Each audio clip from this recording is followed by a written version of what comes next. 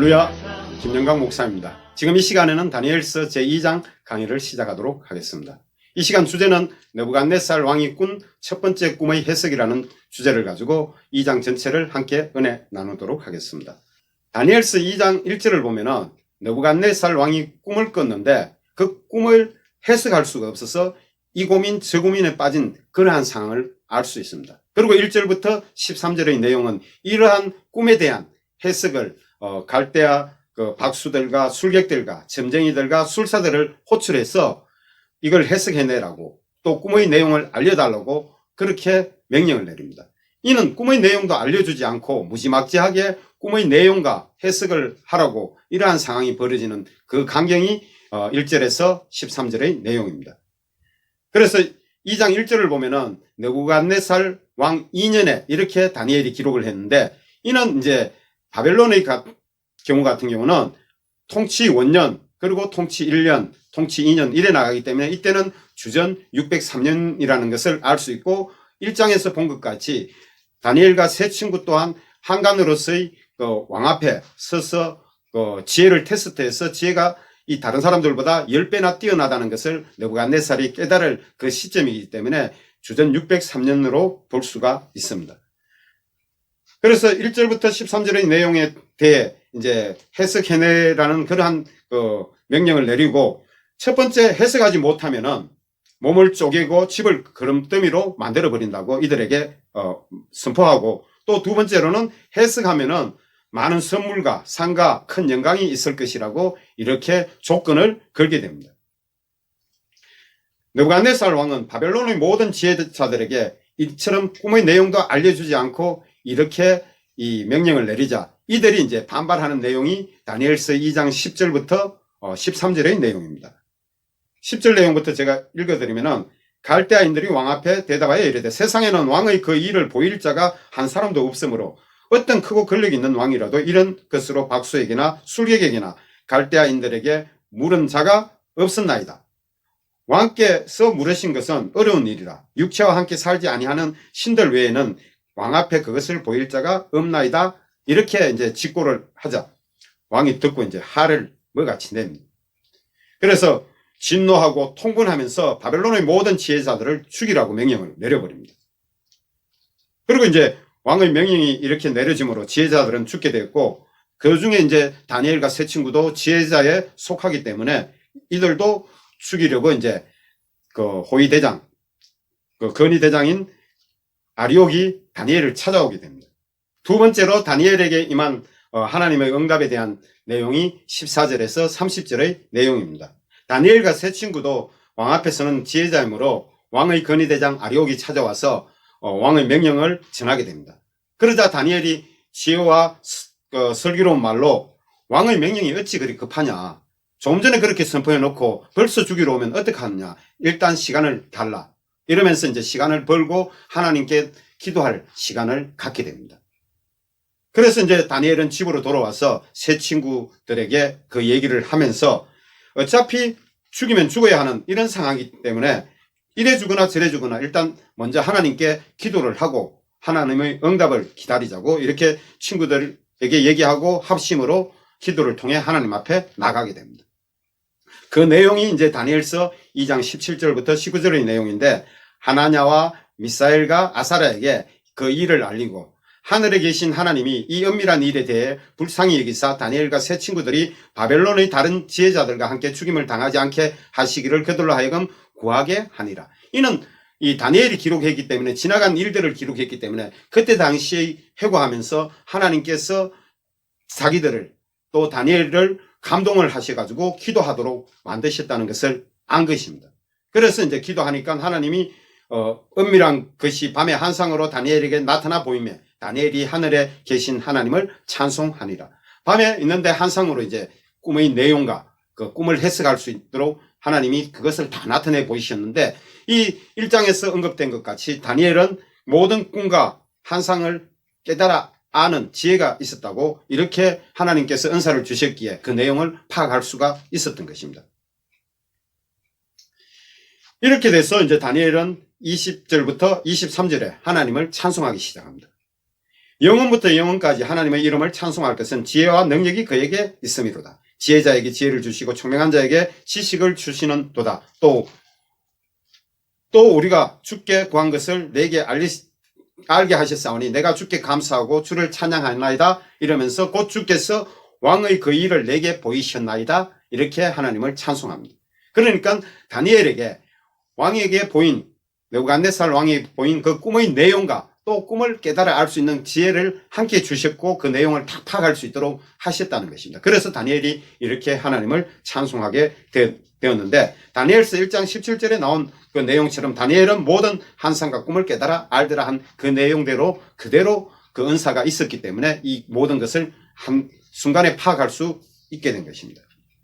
이러한 지혜는 야곱의 아들 요셉에게도 주셨는데, 요셉 또한 애굽의 왕인 바로의 꿈을 해석함으로써 총리 자리에 앉게 된 것입니다. 먼저 술 가는 장과 뜻 가는 장의 꿈을 해석하고 그 하나님의 때가 찰 때까지 그 과정 속에서 기다렸다가 왕이 꿈을 꿨을 때 그때 왕 앞에 나가 그 꿈을 해석함으로 바로 총리가 되는 그러한 역사를 하나님이 이루어 주셨습니다. 이처럼 다니엘 또한 이러한 능력을 또 지혜를 하나님께서 부어주시고 하나님의 영광을 나타내시게 되는 것인데, 우리가 여기서 알 수 있는 것은 느부갓네살 왕의 무자비함, 그리고 합심기도의 중요성, 그리고 이제 환상과 꿈을 깨닫는 다니엘의 지혜를 우리가 파악할 수 있는데, 다니엘서 2장 25절부터 30절의 내용을 보면은 다니엘이 이제 아리옥을 통해서 느부갓네살 왕 앞에 나가는 그 과정과 느부갓네살 왕 앞에 이제 아래는 그 내용입니다. 그래서 아리옥이 내가 잡혀온 유다 자손 중에 한 사람을 찾아내었나이다. 그가 그 해석을 왕께 알려드리리이다. 이렇게 보고를 하자 왕이 이제 대답하여 벨드사살이라 이름한 다니엘에게 이르되 내가 꾼 꿈과 그 해석을 내가 능히 내게 알게 하겠느냐? 이렇게 질문을 합니다. 여기서 벨드사살이라는 다니엘의 그 이름은 그 바벨론 신의 이름입니다. 그래서 느부갓네살 왕이 바벨론에 잡혀온 다니엘에게 왕의 신의 이름을 주어가지고 그렇게 개명하도록 만든 것입니다. 그래서 이러한 다니엘이 대답하기를 오직 은밀한 것을 나타내실 이는 하늘에 계신 하나님이시라. 왕의 꿈, 곧 왕이 침상에서 머릿속으로 받은 환상은 이러하니라. 이 왕이 자면서 환상 가운데 받은 그 꿈을, 이제 꿈의 내용을 그렇게 다니엘은 표현하고 있습니다. 이것은 은밀한 것을 나타내시는 이가 장래 일을 왕에게 알게 하셨나이다. 이렇게 보고하고 그 내용을 이제 설명해 들어가게 됩니다. 세 번째로 느부갓네살 왕이 꾼 꿈의 내용은 31절에서 35절의 내용입니다. 먼저 느부갓네살 왕 앞에 꿈에 크고 강체찬란하며 그 모양이 심히 두려운 신상이 서 있는 것을 다니엘이 알려줍니다. 그리고 이제 그 우상의 머리는 순금이고 가슴과 두 팔은 은이고, 그리고 배와 넓적다리는 노시며 또 종아리와 발은 이제 쇠로 되어 있는데 발은 쇠와 진흙이 함께 섞여 있는 모습을 그대로 얘기해 줍니다. 그러고 나서 손에 대지 아니한 돌이 나와서 신상의 쇠와 진흙의 발을 쳐서 부서뜨리면서 그때 쇠와 진흙, 놋, 은, 금 이 모든 것이 다 부서져 여름 타작마당의 개와 같이 되어 바람에 불려 간 곳이 없고, 우상을 친 돌은 태산을 이루며 온 세계에 가득한 모습을 본 것을 그대로 이제 내용을 전하게 됩니다. 그러고 나서 이제 네 번째로 느부갓네살 왕이 꾼 꿈을 해석하는데 그 내용이 36절부터 45절의 내용입니다. 37절의 내용을 먼저 보면은 왕이여 왕은 여러 왕들 중에 왕이시라. 그러면서 하늘의 하나님이 나라와 근세와 능력과 영광을 왕에게 주셨고 사람들과 덜짐승과 공중의 새들 어느 곳에 있는 것을 막론하고 그것들을 왕의 손에 넘기사 다 다스리게 하셨으니 왕은 곧 금머리 신이다. 이렇게 이제 느부갓네살을 지켜주면서 실질적으로 그 내용이 금머리로 된 것이 바벨론의 왕이었기 때문에 그 신상을, 그 금으로 된 신상은 바벨론이자 바벨론의 왕을 칭호하는 것을 느부갓네살 왕 앞에 나아간 다니엘이 이렇게 알게 됩니다. 그리고 이제 왕을 이어 왕보다 못한 나라가 일어날 것이요 셋째로 녹 같은 나라가 일어나서 온 세계를 다스릴 것이며, 그리고 넷째는 나라가 강하기가 쇠가 되리니 쇠는 모든 물건을 부서뜨리고 이기는 것이라. 그래서 문나라를 부서뜨리고 찌을 것이고 또 그 발과 발가락 얼마나 토기장이의 진흙이요 얼마나 쇠인 것을 보셨은즉 그 나라가 나누일 것. 그러니까 그 쇠와 진흙이 섞이는 것을 보셨은즉 그 나라는 쇠 같은 든든함이 있을 것이나 그 발가락 얼마나 쇠요 얼마나 진흙인즉 그 나라 얼마나 든든하고 얼마나 부서질 만한 그러한 것이라는 것을 해석해 줍니다. 이것은 이제 그들이 다른 민족과 서로 섞일 것이나 피차 합하지 아니할 것이 쇠와 진흙이 합하지 않은가 같으니이다. 이렇게 이제 해석을 하면서 이 여러 왕들의 시대에 하늘의 하나님이 한 나라를 세우시는데 그것은 이제 모든 나라를 쳐서 멸망시키고 영원히 설 그러한 나라라는 것을 다니엘이 느부갓네살 왕에게 알려줍니다. 그리고 손대지 아니한 돌이 산에서 나와서 쇠와 녹과 진흙과 은과 금을 부서뜨리는 것을 왕이 보신 것은 장래일을 알게 하신 것이라. 이 꿈은 참되고 이 해석은 확실하다고 이제 다니엘이 강하게 이제 왕에게 이제 해석한 것을 어필하게 됩니다.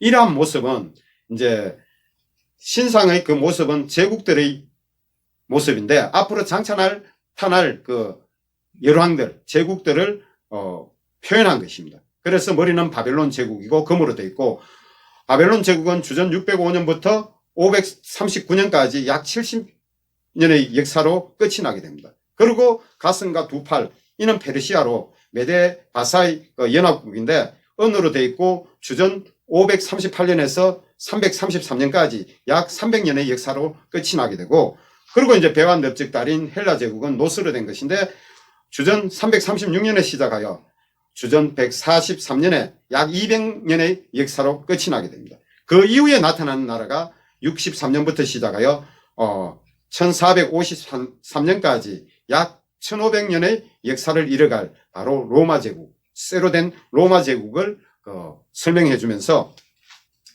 쇠와 진흙이 섞인 것, 이 발과 발가락을 보면은 쇠와 진흙이 섞인 이것은 로마 제국이 동서로 분열된 그것을 예언해 놓은 것입니다. 그래서 주후 395년에 이들이 나누어지는 동서로 나눠지는 그 역사가 일어나게 됐습니다. 그리고 두 번째로 그들이 다른 민족과 서로 섞일 것, 이는 다른 민족과 서로 섞일 것이라는 것은 주 476년 그 갈라진 스로마 제국에 게르만족이 침입해가지고 멸망시켜버리는 그것을 예언한 것입니다. 그리고 세 번째로 그 나라가 얼마나 든든하고 얼마나 부서질 만한 것으로 이렇게 표현한 것은 동로마는 주 1453년까지 존속되고 게르만족의 침입과 점령으로 스로마는 이제 멸망된 것을 얘기한 것이고 그리고 이제 네 번째로 피차에 합하지 아니함이 쇠와 진흙이 합하지 않은 같으리이다. 이것은 쇠와 진흙이 합하지 못하는 것처럼 결국 이제 서로가 합하여지지 않고 또 서로만은 영원히 멸망으로 치닫게 되는 그것을 예언한 그러한 내용입니다. 그리고 이제 예수 그리스도의 나라가 이제 이러한 열방 가운데 나타나서 로마 제국 가운데 나타나서 이제 영원한 나라로 세워지게 될 것을 다니엘이 전하면서 로마 제국 때 돌이 산에서 나오면 하나님의 거룩한 산인 천국에서 예수 그리스도께서 이 땅으로 오셔가지고 십자가를 지시고 또 죽으심으로써 온 인류를 대신 죄를 사하시고 구원하시는 그러한 복음이 로마 제국과 세상 나라인 온 인류에게 전파될 것을 예언한 것이라 볼 수 있는 것입니다. 그리고 31절 3에서 35절의 신상을 이루던 금, 은, 놋, 쇠, 진흙이 다 부서져 여름 타작 마당의 개와 같이 흩어져 버리는 그러한 것이 바람에 불려간 곳이었고 그 우상을 친 돌은 태산을 이루어 온 세계에 가득한 모습으로 세상 나라인 제국에 속한 자들이 예수 그리스도로 인하여 그 복음화를 통하여 하나님께로 돌아오는 그러한 자들이 우상을 친 돌이 태산과 같이 많아질 것을 예언한 것으로 오늘날 많은 자들이 이 땅에 많은 자들이 예수 그리스도를 믿고 하나님의 자녀가 되고 구원의 은혜를 받은 것을 전하는 그러한 내용입니다. 그리고 다니엘서 2장 꿈 내용에 대한 분석을 하는 과정에서 먼저 이제 다니엘과 세 친구에게 느부갓네살 왕이 약속한 대로 포상과 간직을 베풀게 됩니다. 다니엘서 2장 46절부터 49절의 내용을 보면 다니엘에게 느부갓네살 왕이 엎드려서 절을 하고 또 신하들에게 명하여 예물과 향품을 그에게 주게 하고, 또 왕이 대답하여 다니엘에게 이르되 너희 하나님은 참으로 모든 신들의 신이시요 모든 왕의 주제시로다. 내가 능히 이 은밀한 것을 나타냈으니 내 하나님은 또 은밀한 것을 나타내시는 이시로다. 이 다니엘의 역사하신 하나님을 느부갓네살도 이를 통해서 믿게 된 것입니다. 그래서 하나님께서 은밀한 것을 나타내셔서 다니엘에게 주심으로 다니엘이 이렇게 나타낸 것은 하나님으로부터 이루어진 것이라고 이렇게 전하고 있는 것입니다. 그리고 왕이 이에 다니엘을 높여 귀한 선물을 많이 주며 그를 세워 바벨론 온 지방을 다스리게 하며 또 바벨론 모든 지혜자들의 어른을 삼았으며, 온 지방을 다스리게 한다는 것은 그 당시 총독을 의미합니다. 총독인데, 이러한 것은 이제 우리가 다니엘서에 기록된 것은 이제 그 총리 역할을 했다는 것을 알 수가 있는 것입니다. 바벨론 모든 지혜자들의 어른을 삼았다 할 정도로 모든 그 어떤 되게 지혜장이 되게 한 그러한 역사를 하나님이 이루셨고, 또 느부갓네살을 통해서 이렇게 명한 것을 알 수가 있습니다. 그리고 49절 끝으로 이제 왕이 또 다니엘의 요구대로 사드락과 메삭과 아벳노고를 세워 바벨론 지방의 일을 다스리게 하고, 다니엘은 왕궁에 있습니다. 이것은 다니엘은 총리로서의 역할로서 왕궁에 가서 근무하게 되고 간직에 나가게 되고, 또 친구들은 지방의 관료로서 간직에 임하게 된 그러한 것을 우리가 알 수 있습니다. 그리고 이제 끝으로 다니엘서에 등장하는 제국의 표현을 보면은 바벨론 제국은 우상의 건물이로서 7장에서는 사자로 나타납니다. 그리고 두 번째 페르시아 제국은 2장에서는 은으로서, 7장에서는 곰과 8장에서는 양으로 나타나고, 그리고 헬라 제국은 배와 넓적다리로 2장에서 기록된 것 같이 7장에서는 표범과 8장에서는 염소로 나타나게 됩니다. 그리고 이제 로마 제국은 그 두렵고 무서운 짐승으로 7장에 나타나게 됩니다. 또 요한계시록 13장에 7물이 10뿔 짐승으로 나타나게 되는데, 계시록 13장 1절 2절 내용을 보면은 내가 보니 바다에서 한 짐승이 나오는데 뿔이 10이요 머리가 7이라. 그 뿔에는 10왕관이 있고 그 머리들에는 신성모독하는 이름들이 있더라. 내가 본 짐승은 표범과 비슷하고 그 발은 곰의 발 같고 그 입은 사자의 입 같은데 용이 자기의 능력과 보좌와 큰 권세를 그에게 주었더라. 이것은 이제 바벨론이나 그 페르시아나 헬라 제국을 합한 그러한 모습이 로마 제국에 나타난 그러한 짐승이라는 것입니다. 이처럼 이렇게 이제 해서 이제 장차 이 제국들의 역사가 성취되는 것을 앞으로 다니엘서에 계속 이어지게 됩니다. 할렐루야.